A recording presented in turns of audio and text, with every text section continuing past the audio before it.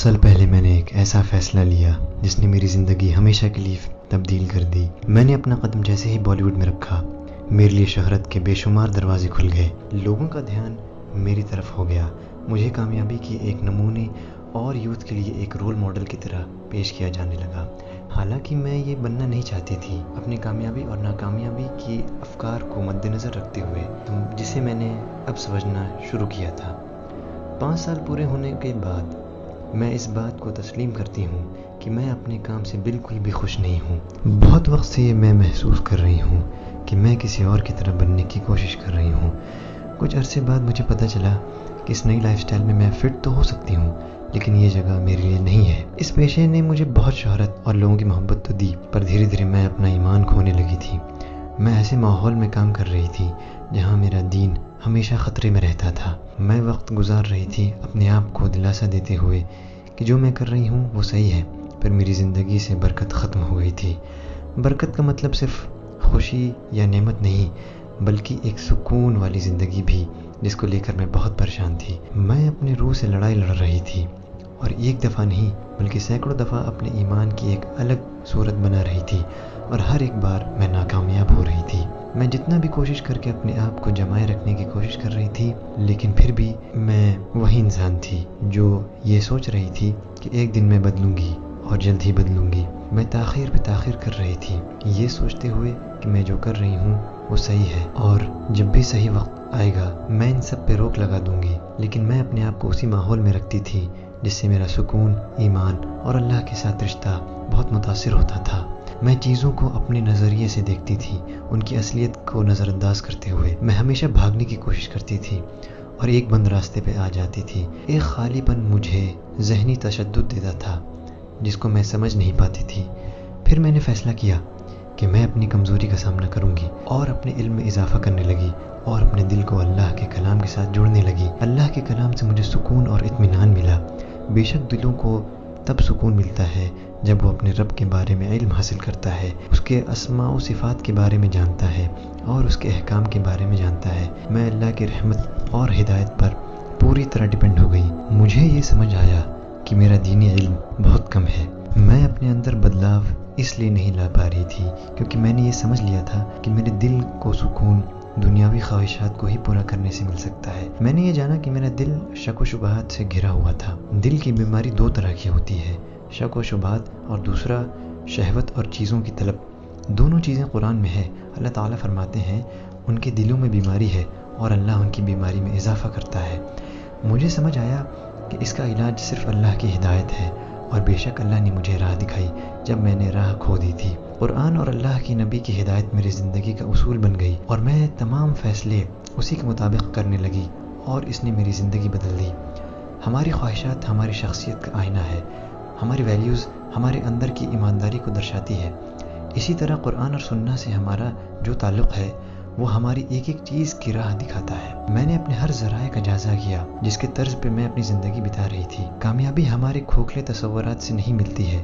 کامیابی کا اصل معنی یہ ہے کہ ہمیں اپنی تخلیق کا مقصد حاصل ہو جائے۔ ہم اپنی پیدائش کا مقصد بھول گئے ہیں اور اپنی زندگی ایسے ہی بتاتے ہیں، اپنے آپ کو دھوکہ دیتے ہوئے۔ اللہ قرآن میں ارشاد فرماتے ہیں، جس کا ترجمہ ہے، اور تاکہ اس جھوٹ کی طرف ان کے دل مائل ہوں جو آخرت پر ایمان نہیں رکھتے، اور تاکہ وہ اسے پسند کریں، اور تاکہ وہ بھی برائی کریں جو یہ کرنے والے ہیں۔ ہمارا مقصد ہماری دنیاوی خواہشات نہیں طے کر سکتی ہیں۔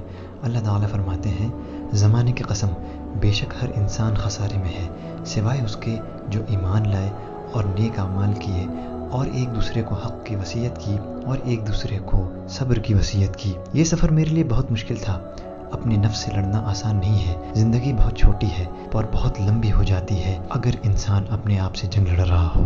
اس لیے آج میں بہت سوچ سمجھ کے یہ فیصلہ لے رہی ہوں کہ میں اپنے آپ کو اس انڈسٹری سے الگ کر رہی ہوں۔ سفر کی کامیابی اس بات پہ ڈیپینڈ کرتی ہے کہ آپ اپنا پہلا قدم کیسے لے رہے ہیں۔ میں نے یہ فیصلہ سب کے سامنے اس لیے نہیں لیا کہ میں اپنے آپ کو بہت دیندار دکھانا چاہتی تھی، لیکن کم سے کم میں ایک نئی شروعات کے لیے یہ کر سکتی ہوں۔ یہ میرا پہلا قدم ہے۔ میں نے لوگوں کے دلوں میں جانے انجانے میں خواہشات کے بیج بو دیے ہوں، پر میری دلی رائے یہ ہے کہ یہ دنیا کی کامیابی، شہرت، مال بالکل بھی اس لائق نہیں ہے کہ انہیں پا کر اپنے دلی سکون اور ایمان کو کھو دیا جائے۔ کوشش کریں کہ اپنی خواہشات کی تابع نہ ہوں، کیونکہ خواہشوں کی کوئی حد نہیں ہے اور ان کو پا کے پھر اور پانے کی طلب رہتی ہے۔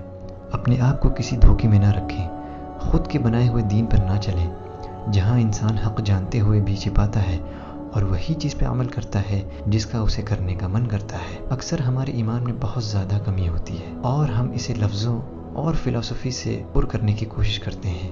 جو ہم کہتے ہیں وہ ہمارے دلوں میں نہیں ہوتا اور ہم تمام طرح کے بہانے بنا کر اس سے چھپ کے رہتے ہیں۔ بے شک اللہ ہمارے تمام اعمال سے واقف ہے، وہ ہمارے خیالوں کو بھی جانتا ہے، کیونکہ وہ سننے والا، دیکھنے والا اور جاننے والا ہے۔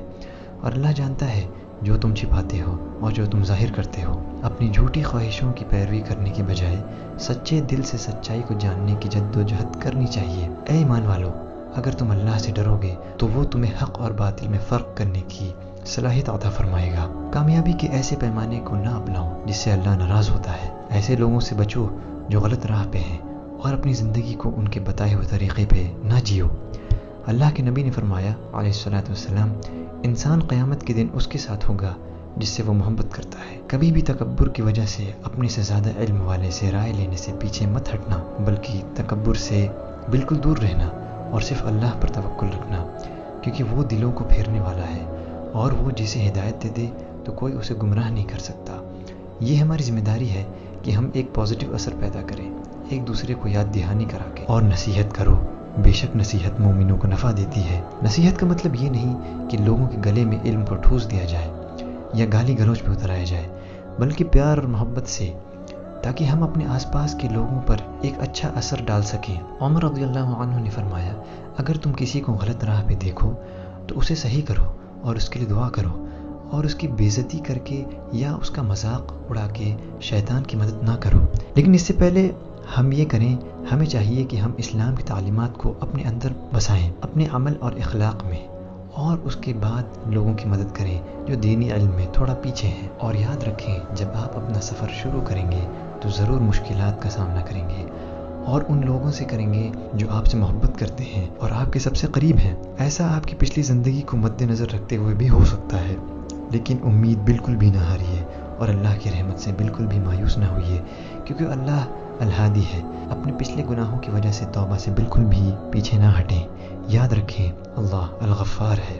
اللہ پسند کرتا ہے ان لوگوں کو جو توبہ کرتے ہیں اور اپنے آپ کو پاک کرتے ہیں۔ کبھی بھی لوگوں کے برتاؤ کی وجہ سے آپ اس راہ سے مت ہٹیے، کیونکہ یاد رکھیے اللہ الولی ہے۔ کبھی بھی کل کی فکر آپ کو نہ پریشان کرے، کیونکہ یاد رکھیں اللہ الرزاق ہے۔ یہ ایک مشکل اور بہت اکیلا راستہ ہو سکتا ہے، وہ بھی آج کے زمانے میں، لیکن یاد رکھیے، اے اللہ کے نبی صلی اللہ علیہ وسلم نے ارشاد فرمایا، لوگوں پر ایک ایسا وقت آئے گا جب دین پہ چلنا ایسے ہی ہوگا جیسے گرم کوئلے کو ہاتھ میں لینا ہوتا ہے۔ اللہ سے دعا ہے کہ وہ ہماری ناؤں کو اپنے کناروں تک پہنچا دے اور ہمیں سچ اور جھوٹ کے درمیان فرق کرنے کی توفیق عطا فرمائے۔ اللہ سے دعا ہے کہ وہ ہمارے ایمان کو مضبوط کرے اور ہمیں ان لوگوں میں شامل کرے جو اللہ کے ذکر میں رہتے ہیں، اور ہمارے دل کو ثابت قدم رکھے اور ہمارے قدموں کو جمع دے۔ اللہ سے دعا ہے کہ وہ ہمیں حکمت عطا فرمائے اور ہمیں اس بات کی توفیق دے کہ ہم ایک دوسرے کی کمیوں کو دور کر سکیں۔ اللہ سے دعا ہے کہ وہ ہمارے دلوں کو نفاق، تکبر، جہالت سے دور کر دے، اس سے پاک کر دے، اور ہماری نیت کو صاف کرے اور ہمارے قول اور عمل میں اخلاص نصیب فرمائے۔ آمین یا رب العالمین۔ اصلاح کی نیت سے یہ ویڈیو فارورڈ کریں کہ اللہ ہمارے دل کی اصلاح فرمائے۔ آمین۔